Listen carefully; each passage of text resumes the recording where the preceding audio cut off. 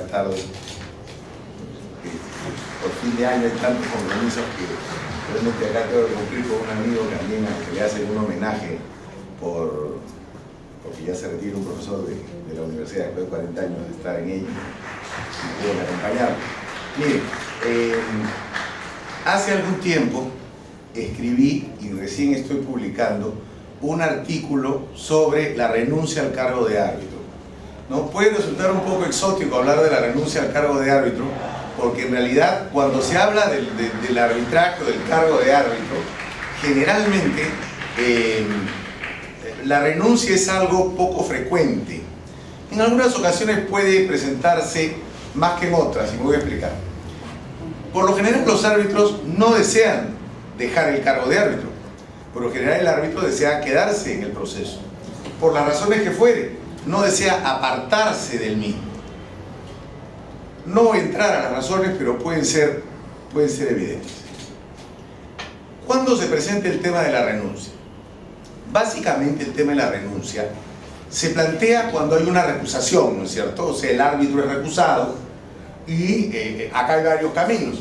El árbitro recusado, ante la recusación, más allá de lo que diga el árbitro, puede ocurrir que la contraparte acepte la recusación.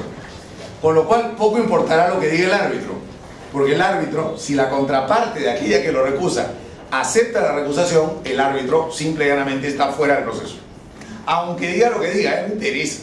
Si los dos están de acuerdo, uno lo recusa y el otro acepta la recusación, yo he visto un caso de esos. Ya el árbitro está fuera, o sea, aunque patalía, ya chau árbitro. Segundo supuesto, una parte lo recusa, la otra parte lo defiende, y el árbitro, no aceptando las causales por las que se le recusa, renuncia. Ese caso es frecuente.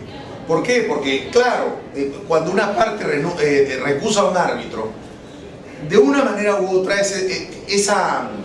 esa recusación puede significar, no puede significar, significa o una desconfianza en el árbitro o una desconfianza en sí misma de la parte. ¿Por qué digo esto? Porque varias veces se recusa a un árbitro la parte que sabe que no tiene la razón. Y si el árbitro es una persona correcta y entiende algo de derecho, sabe que ese árbitro no le va a dar nunca la razón. Entonces lo que tiene que buscar esa parte que sabe que va a perder es a toda costa sacar a ese árbitro. Por lo tanto se va a inventar todas las causales habidas y por haber para sacarlo del tribunal. Esas recusaciones son muy frecuentes. Y esas recusaciones son tan frecuentes que uno a veces lee la recusación y dice, no, oye, esto le están sacando, como decía el doctor Manuel de la Puente y la Valle, que en paz descanse, tenía una frase magnífica, decía, le están tratando de sacar pelos al mármol, ¿no? O sea, ¿cómo le vas a sacar pelos al mármol? No hay forma. Bueno, ya. O sea, tratas de forzar todo para que se vaya. Bueno, y el árbitro en ese caso puede, conteste y dice, no señor, es mentira todo lo que dice, no es cierto, pero renuncio. O pero me quedo y no renuncio. Si me quedo y no renuncio, no hablo de la renuncia. Habrá que resolver la recusación por el órgano respectivo, por los árbitros, por el centro de arbitraje, etc. Ese es otro asunto. Si el árbitro renuncia, ¿qué dice la ley al respecto? La ley no dice nada. Y se entiende que si el árbitro renuncia, ¿no es cierto? ¿Se podría prender la guerra? Sí, ¿está prendido? Si el árbitro renuncia, ¿ya? La ley no dice nada. Y por lo tanto, ¿qué debería entenderse? Que si renuncio, renuncié y me fui. Punto. No hay más que decir. La última palabra está en la renuncia del árbitro. Sin embargo, el tema resulta interesante. ¿Por qué? Porque en los reglamentos arbitrales de prácticamente todos los centros de arbitraje, la renuncia no termina con el desempeño del cargo de árbitro, sino que la renuncia tiene que ser aceptada para que surta efectos. Y entonces ahí viene la pregunta: ¿la renuncia debe ser aceptada o debería ser aceptada? ¿Cuáles son las razones por las cuales se opta por el mecanismo de que se acepte la renuncia? Se dice, bueno, es que no puede aceptarse en realidad una renuncia sin fundamento, no puede aceptarse una renuncia en un estado avanzado del proceso, no puede aceptarse una renuncia sin expresión de causa mayor, una causa, digamos, mayormente fundamentada, sostenida. Entonces, eso significa que hay que evaluar la renuncia. Y luego de evaluar la renuncia, el centro de arbitraje, a través del órgano administrativo, resolverá si la acepta o no. Ya. Yo creo que eso es totalmente equivocado. Y voy a expresar por qué. Fíjense ustedes. Vamos a partir de una realidad. Es raro que un árbitro renuncie, ¿no es cierto?, luego de una recusación. O es mucho más raro, porque este es un supuesto casi exótico, que un árbitro sin ser recusado renuncie. No te recusan, pero presentas tu carta de renuncia. Y en tu carta de renuncia resulta que no das mayor relleno. Dices que por razones personales no puedes seguir desempeñando el cargo de árbitro. Y entonces ahí todo el mundo se empieza a preguntar, lo primero las partes, ¿por qué diablos se ha ido? ¿No es cierto? El centro de arbitraje, ¿qué le pasó a este? ¿Por qué se fue? Pero fíjense ustedes, si alguien se quiere ir, es mejor que se vaya a forzarlo a que se quede, porque sus razones tendrá para irse. Y si quiere irse, es que lo ha meditado lo suficientemente bien como para apartarse del proceso. Oiga usted, pero es una falta de respeto porque no ha puesto en blanco y negro las razones por las que se va. El objeto de esta exposición es explicar por qué no se puede poner en la mayoría de casos las razones por las cuales uno se va. Y voy a expresarlas. Te vas sin ser recusado. Hay ocasiones en las cuales la situación en concreto, porque claro, uno dice, bueno, señor, un momentito, de acuerdo al reglamento usted se ha comprometido a desempeñar el cargo de árbitro y usted no puede abandonar el proceso. Sí, pues, que yo me comprometí hace 1 año y medio, cuando las circunstancias de mi vida eran estas y no las actuales, y por lo tanto, como usted no las conoce, no puede saber cuáles son las circunstancias actuales. Y si ahí acepté, ahora renuncio. No, pues tiene que decir no, no te tengo que decir, y te voy a expresar por qué no te tengo que decir. Primer caso. Resulta que estamos llevando el proceso arbitral, digamos que yo soy el renunciante, soy el presidente, y bueno, digamos, en el transcurso del proceso, una parte está defendida, una de las partes litigantes está defendida por una abogada muy inteligente, muy bonita, y que irrefrenablemente me atrae como mujer. Y a quien encontré el otro día en una reunión, nos pusimos a conversar y efectivamente hemos salido juntos 1, 2, 3 veces y estamos enamorados. ¿Quieres que te lo ponga por escrito? Centro de arbitraje. ¿Quieres que te diga por escrito que me enamoré de la abogada defensora de una de las partes a quien encuentro realmente maravillosa? O sea, ¿te lo puedo poner por escrito? ¿Quieres que ponga esa cosa por escrito? ¿Por qué? ¿Por qué la tengo que poner por escrito en mi vida privada? Basta con decirte que no puedo seguir en el proceso y que me voy y que chao, cariños, el ex árbitro. Se acabó. Segundo supuesto, señor, a ver, mire usted, esta sí te la puedo poner, pero podría no ponértela. Soy abogado, un abogado asociado, o sea, no soy de los socios ni los que deciden, de un estudio inmenso. Y resulta que soy árbitro en un proceso. Y resulta que una de las partes en litigio, me entero en el directorio, tras el directorio de lunes por un correo que mandan a todos los abogados del estudio, que una de las partes en litigio ha empezado a encargar sus asuntos tributarios al estudio donde soy abogado. A ver, primero, tengo que revelar que esa parte ahora encarga sus asuntos tributarios al estudio. Eso puede formar parte del secreto profesional. Incluso a esa parte podría incomodar que revele eso y podría perjudicar sus intereses en el arbitraje, porque podría entenderse que está encargando asuntos tributarios al estudio de uno de los árbitros para tratar de influir. Yo no quiero malos entendidos. Yo soy un abogado más de esos 200 de ese estudio. Y yo digo, voy a cortar por lo sano. Me voy del arbitraje. No que estudio, porque es mi trabajo regular. Me voy del arbitraje y presento una carta en la que digo que por razones personales yo no puedo seguir siendo árbitro en el proceso. Pero usted no ha dicho lo suficiente. No puedo seguir hablando. Basta, debe bastarte con que te digo que me tengo que ir. Tercer supuesto. El hijo de uno de los árbitros entra a trabajar en uno de los estudios litigantes. ¿Qué? ¿Me vas a decir que lo tengo que declarar? ¿Qué? Voy a hacer una ampliación de declaración diciendo que mi hijo mayor, el abogado, ha entrado a trabajar en los estudios y que lo declaro para los fines pertinentes. La otra persona dirá que estúpido el árbitro. ¿Cómo puede declarar esto si lo que tenía que hacer era, ¿qué tenía que hacer? Irse, renunciar, ¿por qué? Pero no puede decirle que mi hijo es mi hijo. Mi hijo es mi hijo y yo soy yo. Y como mi hijo es mi hijo y trabaja allá, ese es su problema. No es tu hijo, pues. Es tu hijo. Y tú, pero es que no está en el área procesal. Pero es tu hijo, papito. Y entró a trabajar ahí. ¿Y cuántas veces te lo tengo que repetir? Es tu hijo. Lo que corresponde ahí no es declarar nada. Lo que corresponde ahí es presentar tu carta de renuncia. Ya se enterarán que tu hijo ha entrado a trabajar. Basta con tu carta de renuncia. ¿Me explico? Tercera.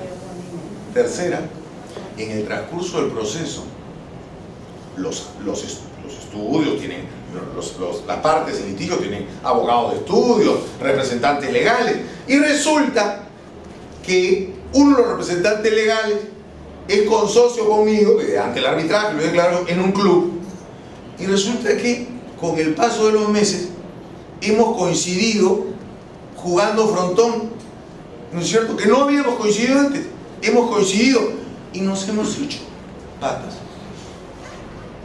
Hace 3 meses que jugamos frontón juntos, coincidimos a la misma hora, nos tomamos nuestro traguito después para subir el peso que hemos bajado jugando el frontón, ¿no es cierto? Y el otro día, con su esposa y con la mía, nos fuimos a cenar y nos hemos hecho amigos, la verdad. ¿Y sabes qué es mi amigo, pues? ¿Y mi pata? ¿Qué hago? ¿Y es el abogado defensor? Renuncia, pues.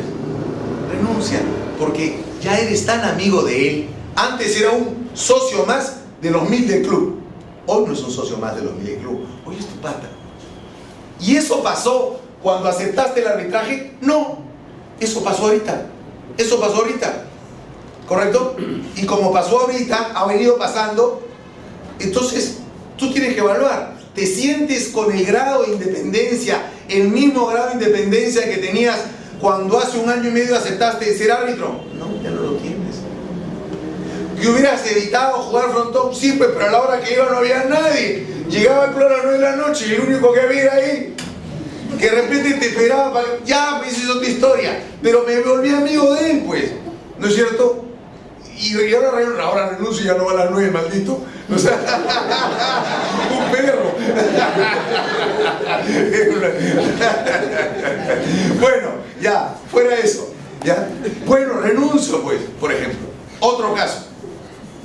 A lo largo del proceso, tienes una parte que ha tenido un comportamiento a tu juicio indecoroso con respecto a la contraparte, con respecto al tribunal, con respecto a terceros, a testigos, etc. Un comportamiento hostil. Y a lo largo del proceso,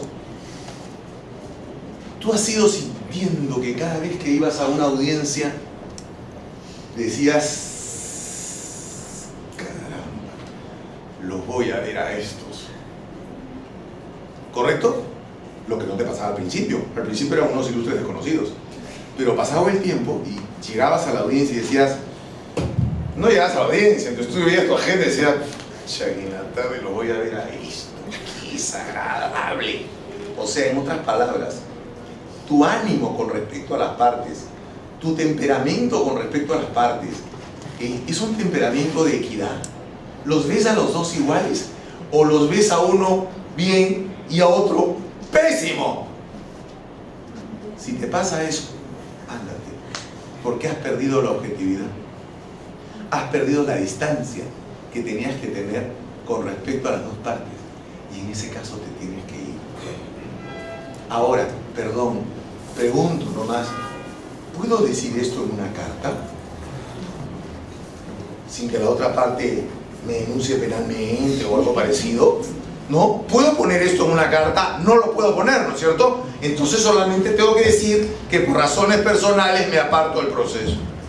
Otro supuesto más. Dentro del proceso, de manera inconsciente, una de las partes confiesa haber cometido un delito. Acá tienes la contraposición de dos deberes. Uno, el deber de denunciar el delito. Y otro, el deber de confidencialidad. ¿Cuál prima? No sé. Habría que escribir bastante sobre eso, ¿no? Yo a priori no sé. Pero lo que sí sé es que si se confiesa un delito que puede tener relación con algún medio probatorio, incluso del proceso, yo no quiero seguir ahí. Yo no quiero seguir ahí. Amparado en la confidencialidad, no revelo nada porque tengo que ser confidencial, pero tengo el derecho de irme. Tengo el derecho de irme.